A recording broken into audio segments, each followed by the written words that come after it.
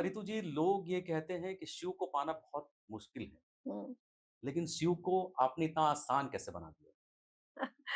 देखिए, शिव एकमात्र ऐसे देवता हैं, शिव ऐसे ईश्वर हैं जो आशुतोष के नाम से जाने जाते हैं जी, और हम शिव को बहुत जल्दी प्रसन्न कर लेते हैं।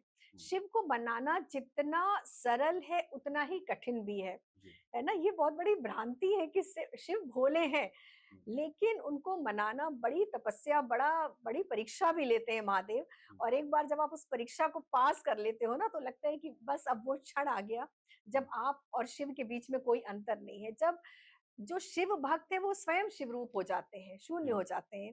हुँ, तो महादेव को मनाना बहुत सरल इसलिए है क्योंकि जितने भी हमारे हम ईश्वर भगवान विष्णु हैं, अगर हम किसी को भी प्रसन्न करते हैं, आद्य शक्ति है, तो सबके लिए जो सामग्री हम अर्पित करते हैं, आप देखेंगे कि भगवान विष्णु को जो पसंद है, हुँ, माखन का भोग लगता है, श्रृंगार पसंद है। हुँ, हमारे महादेव हर वो वस्तु स्वीकार करते हैं, जो सारे देवों के लिए अग्राह्य है, अस्वीकार्य है हुँ, और हर ऐसी वस्तु को उन्होंने सम्मान दिया है। हुँ, और इसीलिए शिव सबके हैं हुँ, क्योंकि वो पशुपतिनाथ भी हैं, वाह! सिर्फ मनुष्यों के नहीं हैं, जी, है ना? छोटे-छोटे जीवों का भी ख्याल रखते हैं वो। हुँ, तो इसीलिए शिव सर्वशक्तिमान है और जी। देवाधिदेव महादेव हैं। ऋतु जी, मतलब एक सवाल है जो मैंने अपने सोशल मीडिया पे डाला कि मुझे ऋतु जी से पॉडकास्ट करना है, तो लोगों ने एक ही सवाल आपके लिए किया कि जो आज के डेट में जेन ज़ीज़ कहे जा रहे हैं, जी, जो यूथ हैं, वो क्या है, वो कृष्ण और राधा के पीछे पागल है। उसमें ऋतु जी इतना अच्छा कथा शिव के ऊपर करती हैं, बोलती हैं, ये प्रेरणा उनको क्यों मिला और शिव ही क्यों? देखिए, कृष्ण और राधा के पीछे पागल हैं ये बात नहीं है। पहली बात तो ये है कि कृष्ण और शिव में कोई अंतर ही नहीं है, हरि-हर में कोई भेद नहीं है। मैं बार-बार कहती हूँ हुँ, कि जब भी हम चाहे कृष्ण की भक्ति करें या शिव की, जैसे ही हमने भेद कर दिया, हुँ, तो ये हमसे एक बहुत बड़ा अपराध हो गया, नाम अपराध हो गया, भक्ति अपराध हो गया। हुँ, तो अगर भगवान कृष्ण की भक्ति कर रहे हैं तो इससे अच्छा तो कुछ है ही नहीं। वो तो शिव के प्यारे, अनन्य प्यारे बन जाएँगे, हुँ, है ना? क्योंकि हम कहते हैं ना कि जो महादेव की बहुत जन्मों तक भक्ति करता है, जी, तब उन्हें भगवान कृष्ण उठा के शिव दे देते हैं। मतलब शिव के प्रति लाड़, प्यार और अपनापन जो माधुर्य भाव प्रकट होता है, वो शिव की भक्ति से मिलता है। हुँ, और राधा की बात आपने की तो देवी राधा की तो बात ही अलग है। अगर आप शिव पुराण पढ़ते हैं या स्कंद पुराण पढ़ते हैं, हुँ, शिव को ही राधा का रूप माना गया है। हुँ। अच्छा। बिल्कुल, राधा और शिव में भी कोई भेद नहीं है। हुँ, क्योंकि जब भगवान शिव ने एक बार सोचा कि हर जन्म में हुँ, माँ सती, माँ पार्वती जो शक्ति रूप है, वो ही हमेशा वियोग का दर्द सहती हैं, हुँ, तपस्या करती हैं, उसके बाद मुझे प्राप्त करती हैं। हुँ, तो एक बार उन्होंने सोचा कि मैं ये विरह देखता हूँ करके कि कैसा महसूस होता है। हुँ, हुँ। तब उन्होंने राधा का रूप लिया था बहुत और सुंदर। उस समय उन्होंने जब कृष्ण से उनका विरह हुआ था हुँ, और तब से ही कहा जाता है कि शिव ही राधा है और अगर आप राधा और शिव की विग्रह को भी ध्यान से देखेंगे ना कभी भी, हुँ, तो वही करुणा, वही ममता जो शिव के नेत्रों में है, वही देवी राधा के रूप में है। वाह! ये तो तो पहली बार मैंने सुना अरे भी है। हमारे शास्त्रों में लिखा हुआ है, हाँ, हमारे और कि शास्त्रों में मतलब लिखा राधा हुआ और है, शिव एक है, बहुत ही अच्छी हमारे बात है। शास्त्रों में लिखा हुआ तो है। अगर मैं ये कहूँ कि अ, शिव की बात हो रही है, हाँ। राधा की बात हो रही है, सावन में सबसे ख़ास जो है, वो शिव क्यों हो जाते हैं?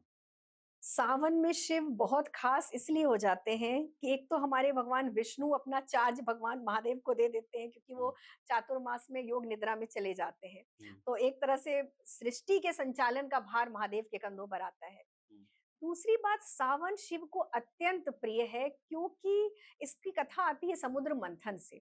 जी, जब समुद्र मंथन हुआ मंदराचल पर्वत को वासुकी नाग के द्वारा मथा जा रहा था, देव और दानव समुद्र मंथन कर रहे थे, तो जो सबसे पहले कालकूट विष निकला था, हुँ, जब चारों ओर त्राहिमाम हो गई कि ये कालकूट विष से विश्व की रक्षा कैसे हो, हुँ, तब सारे देवता भगवान शिव के पास गए थे और महादेव ने अपने कंठ में धारण किया। जी, उस विष को धारण करने के बाद जो उनका ताप है, जो उनकी ऊष्मा है, वो बहुत ज़्यादा बढ़ गई थी, हुँ, हुँ, जिससे कि वो अचेत होने लगे थे, शिव को बहुत कष्ट में आ गए थे। हुँ, तब सारे देवी-देवताओं ने उनका जलाभिषेक किया था। इंद्र देवता ने मेघ को आदेश दिया कि आप बरसो, इसीलिए सावन में बारिश होती है ना। बारिश होती है, करेक्ट, तो हाँ, सावन के महीने में ही उनका अभिषेक किया गया था हुँ, सारे देवी-देवताओं के द्वारा। हुँ, तो उनकी जो अग्नि है वो थोड़ा ठंडी हुई और हुँ, शांत हुए वो। बहुत सारी कथाएँ आती हैं। दूसरी हुँ, बात कि माँ पार्वती की तपस्या पूर्ण हुई थी। हुँ, भगवान शिव ने उनको विवाह का वरदान दिया था और हुँ। तो इसको हम कामना पूर्ति का महीना हम कह सकते हैं। सावन को। बिल्कुल, भगवान शिव ने बहुत लोगों को वरदान दिया है। पहले तो हुँ, माँ आद्यशक्ति को वरदान दिया, हुँ, दूसरा ऋषि मार्कंडेय ने तपस्या की थी दीर्घायु होने के लिए, तो हुँ, उनको वरदान भी उन्होंने सावन के महीने में दिया है। हुँ, सावन के महीने में जो उनकी पूजा और माँ जब माँ पार्वती को उन्होंने वरदान दिया, तो उस समय उन्होंने बोला था कि जो भी श्रावण मास के सोमवार को हुँ, मेरा व्रत या मेरा अभिषेक करेगा, तो मैं हुँ। उसकी हर कामना पूरी पूर्ण करूँगा। करूँगा। बिल्कुल, तो सावन में एक तो बहुत लोग में मिथ है, बहुत लोगों में हाँ। भ्रम है। दूब लाओ, गंगा जल लाओ, दही लाओ। तो एक शुभ विधि क्या है? सावन के पहली सोमवारी को क्या ऐसा हम करें कि एकदम शिव बिल्कुल, शंभू प्रसन्न हो जाएँ? बिल्कुल।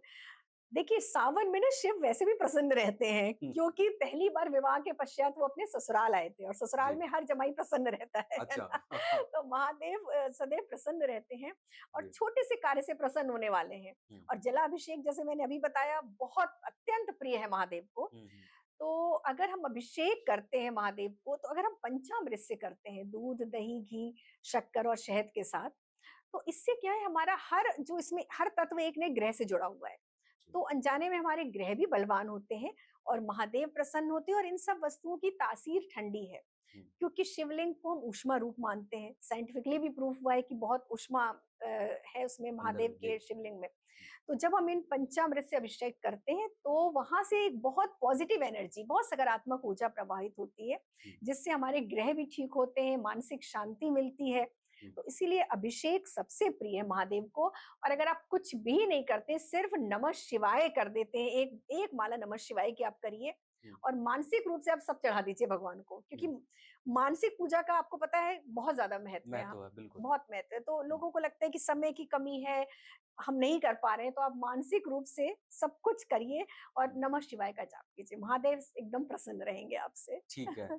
अच्छा वो जो बच्चे जी, जो आजकल बहुत ज़्यादा ही शिव को मानते हैं, हाँ, उनकी भक्ति में लीन हैं और जो भी दुर्लभ तपस्या उनके लिए करते हैं। हाँ। ये यूथ में एक आप फैशन को लेके कहें या एक ट्रेडिशन को लेके कहें या फिर एक सनातन को लेके कहें। वो लोग जिनको बहुत ज़्यादा ज्ञान नहीं है इनके बारे में, तो सोमवार को कौन से और कितने बजे वो पूजा करें कि भगवान उनको जल्दी प्रसन्न हों? देखिए कोई एक शुभ मुहूर्त है क्या? देखिए एकमात्र शिव ही है जो महाकाल हैं, जो जी। कालों के कालम कहते हैं ना, जहाँ काल गणना समाप्त हो जाती है। हुँ, तो शिव की पूजा में काल का उतना महत्व नहीं है। हुँ। मतलब इसीलिए कभी भी कर सकते हैं आप। इसीलिए यूथ इतना पसंद कर रहे हैं ना कि हुँ, आप जब भी 24 घंटे आप महादेव को जल चढ़ा सकते हैं, हुँ, क्योंकि जल रूप ही है महादेव। बिल्कुल। तो बहुत ज़्यादा उसमें बंदिशें नहीं है, लेकिन फिर हुँ, भी होता है कि शास्त्रों के कुछ विधान नियत किए गए हैं हमारे सनातन में। हुँ, तो अगर आप पूजा कर रहे हैं, आप तपस्या कर रहे हैं, तो उन शास्त्र विधान को मानेंगे, तो और अच्छा है। सुबह अगर आप उठ के जल चढ़ाते हैं, पूजा करते हैं, तो बहुत अच्छा है, नहीं तो प्रदोष काल हमारे यहाँ हुँ, बहुत अच्छा माना गया है महादेव की पूजा के लिए, हुँ, जो सांध्य बेला होती है, प्रदोष काल का समय। जी।